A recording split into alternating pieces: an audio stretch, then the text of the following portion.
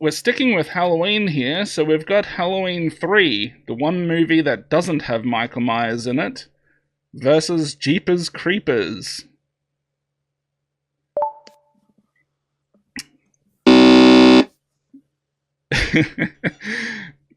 Yeah, so I'll say on my part that this is somewhat of a debate, like about Halloween 3, whether or not it's a good movie or not. I feel like more recently, people have leaned toward, hey, it's a flawed movie, but it's entertaining. I am personally a big defender of the movie. I'm not saying the story is not messy. I am saying the atmosphere is on point. I actually think it's a really good movie myself. And Jeepers Creepers is a good movie too, but Halloween 3 just has something going for it, despite its somewhat nonsensical story that just Jeepers Creepers itself, in my opinion, does not have. Yeah. Well, I don't mind Halloween 3. I think it's fine. I know there's a lot of people out there that kiss its dick and think it's the best thing ever made. I have no idea why. To me, it's sort of like standard, maybe slightly above average horror movie. Jeepers Creepers isn't like the most fantastic thing out there, but I do remember the first time that I watched that, the suspense that it built up, even before you really get to any of the killing from the creeper, um, was pretty damn good. Like, I don't want to give the director too much credit because we all know he's a piece of shit, but I think that movie is pretty good. The ending is a bit wonky. Like, I don't know if they just showed too much of the creeper or what's going on. I, I don't know how I really feel about the way that movie unfolds towards the end, but overall, I have a better time watching Jeepers Creepers than Halloween 3. And that's okay because we can always be wrong at least once. I have a feeling you're going to be wrong more than once, but we'll see. Hey, so do I. Oh boy, another Halloween movie. Black Christmas versus Halloween 2. Yeah, I agree. I think. Now, this is a closer fight for me, but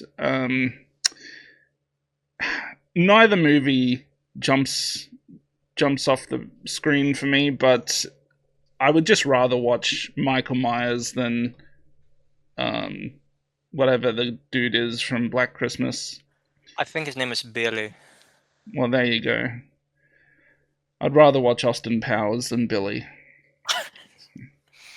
I understood that reference. Never seen an Austin Powers movie in my life. Okay, so now we've got Devil from 2010 against Halloween Resurrection, which I believe we already did in the first head-to-head matchup with Christine. Yeah,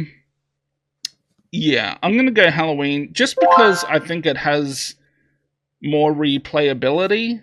Like Devil, Exactly. That's yeah, exactly what. Like That was a decent movie the first time through, but watching it like second time or third time, it's just not that much there, in my opinion. yeah, and much like Jason X, which I love Jason X, is highly entertaining.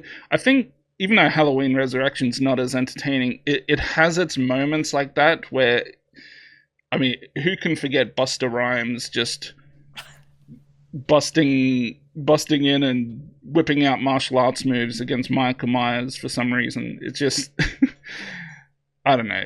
You'll find.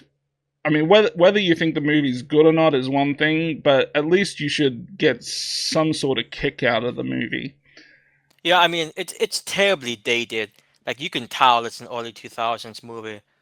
But if you're from that era of time, well, like Chucky said earlier, there's just a sense of nostalgic value to some of these movies, and I think that's going to be one of them.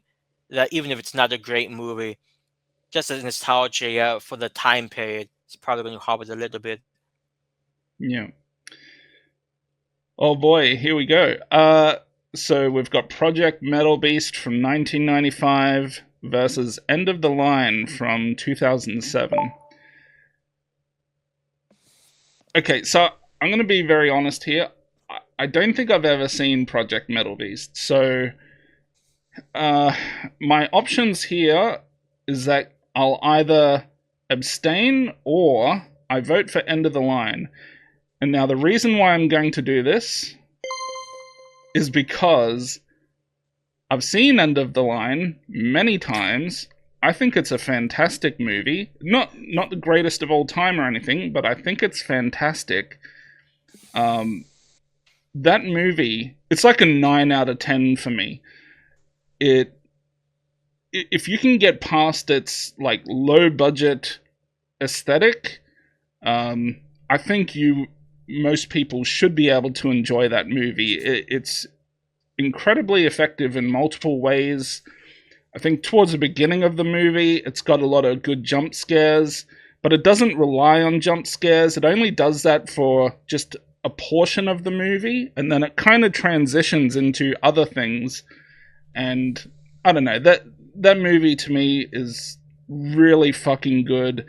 Even the song they play at the end in the credits, really fucking creepy. So I have no reason to believe that if I watch Project Metal Beast that I would pick it over End of the Line.